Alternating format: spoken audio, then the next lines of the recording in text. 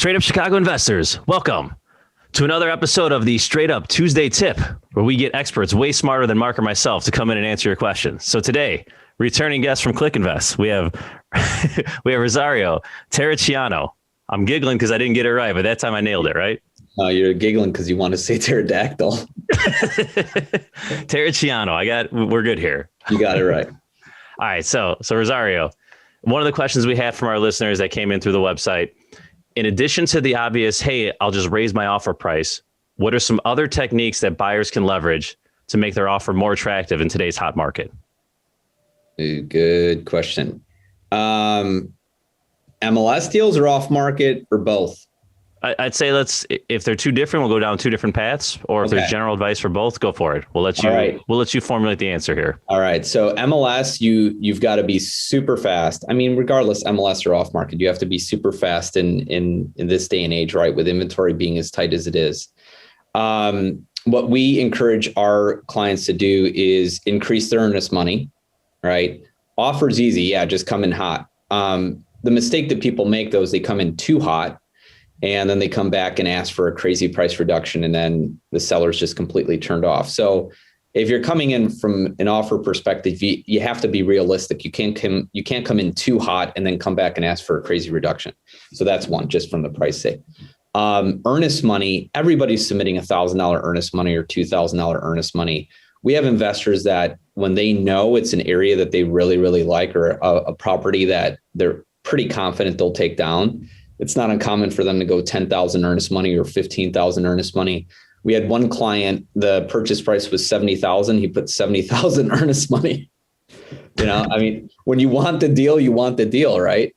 So I think that's sort of the shock and awe that first look when that seller or the agent sees that there's an obnoxiously enormous amount of earnest money. That's going to make them pay attention. Closing date. We have clients that will put 5-day closing date, or 5 days from acceptance, whatever.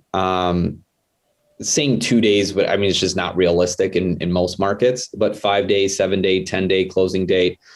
I'll close in 30 days. That's not going to make anybody pay attention. Certainly be realistic though. If your lender tells you need 30, well, then you have to do what your lender's advising you to do or find a better lender.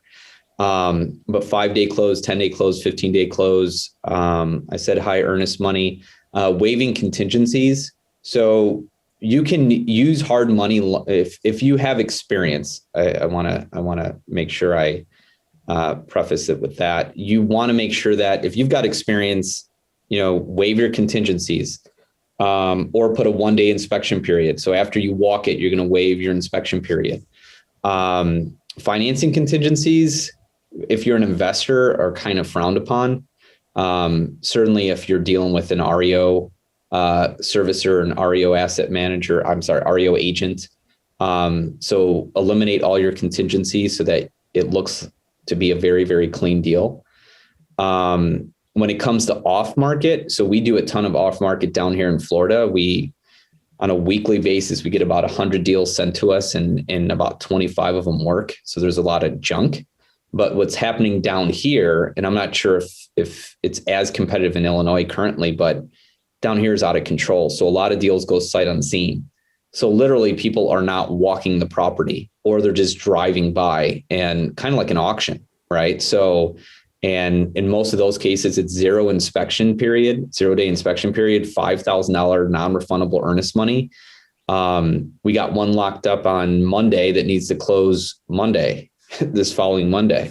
So, and that's not uncommon down here. It's 7-day close, 10-day close. We had one that was a 4 or 5-day close. So high earnest money, short closing date, and waive contingencies if you're experienced and you know what you're doing. I don't advise people to take down deals sight unseen. We're still pretty strict down here.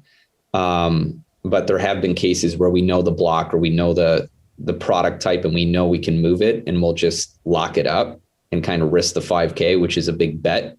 But when you do enough volume, you can take that gamble. So